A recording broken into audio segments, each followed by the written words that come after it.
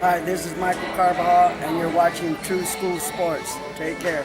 Good Well, it's personal between me and you, and I'm going to do you some serious harm, you big stiff idiot.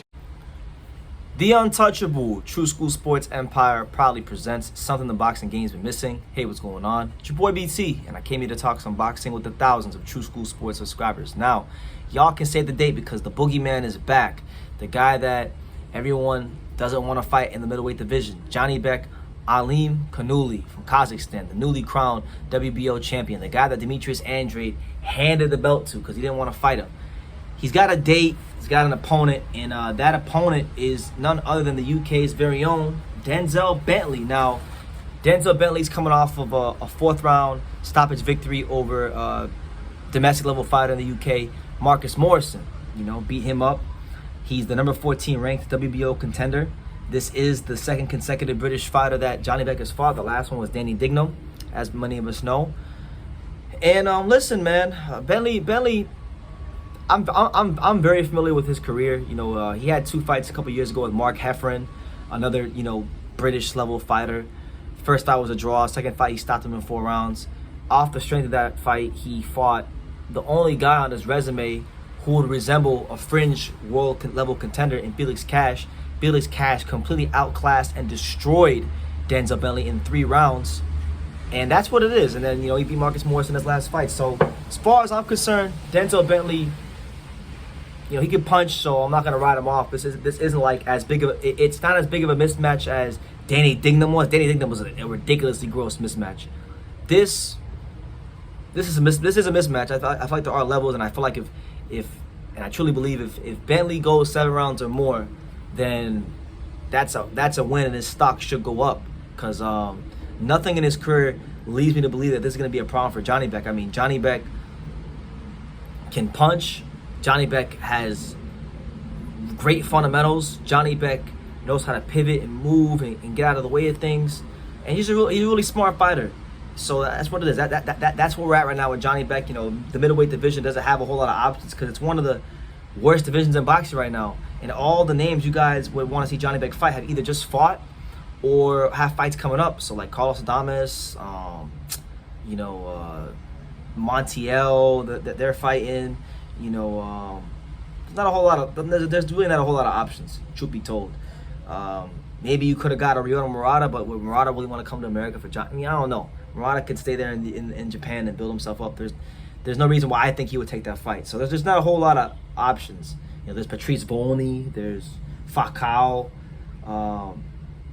That's what it is. So middleweight is in shambles. We know this. I've made this a point on the True School Sports so many times. The middleweight division is in shambles. But Janibek is back, and it's a fight where you want to look to build some momentum because now your reputation has kind of been validated a little bit by Andrade. Andrade and Jaime Munguia both validated his reputation as a guy that nobody wants to fight, as they both decided to do nothing with their careers rather than fight him.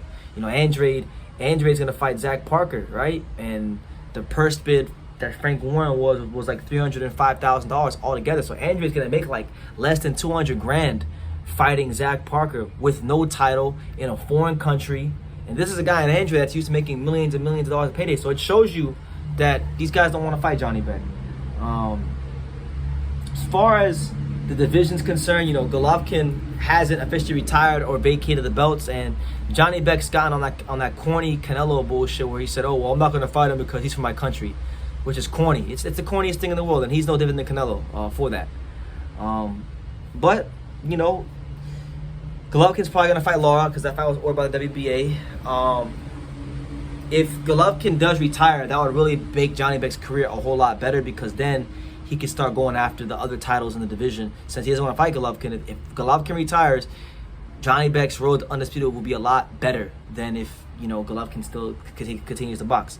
But it'd be great if Janibek just got out the bullshit and fought Golovkin in a great unification fight for his country, get the Kazakhstan fans what they want to see, and make the fights happen. It'll be great. But as far as Bentley's concerned, I wish Denzel Bentley nothing but the best. I don't want to use what's happened in his career to condemn the guy, but I've seen what I've seen. I just don't think it's going to be a great night at the office for him. Now, that's my thoughts on that fight.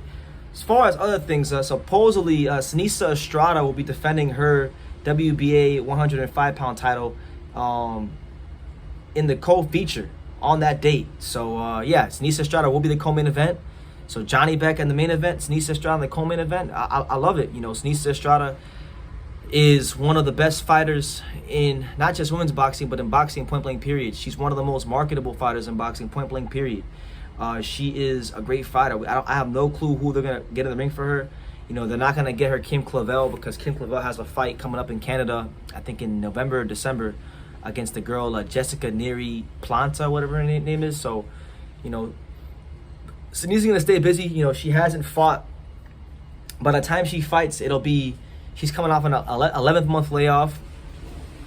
She's coming off of a layoff where she hasn't fought in a long time, and it's sad because from her last fight to when she fights on November 12th, women's boxing I feel like has went through a golden age. It's great fights happening routinely, and she hasn't really been able to capitalize off of any of this momentum that women's boxing's had this year. This year, 2022, has been one of the banner years for women's boxing, and will go down in history as one of the greatest years in the history of women's boxing. And she hasn't really been much of a part of it. So it's good news that she has a date, that we know what card she's fighting on, that we know that she's going to be in action. They haven't nailed down an opponent yet, so when that happens, we'll definitely cover that here on True School Sports. But yes, Janibek is back against Denzel Bentley, the first defense of his belt.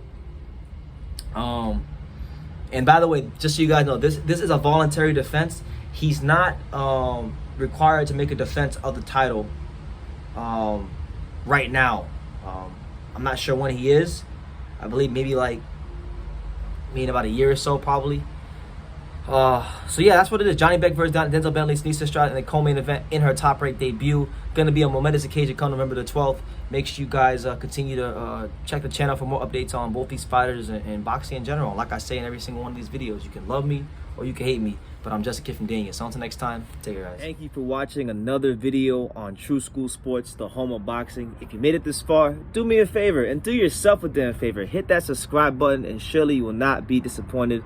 You know, True School Sports bringing you the latest and greatest, the untouchable, you know, boxing content, interviews, news videos, breakdowns, live fight reaction extravaganza. We've got a great community of people here, boxing fans all over the world, from America to the UK to Australia and on and on and on. So join the empire today. Hit that subscribe button. Take care and God.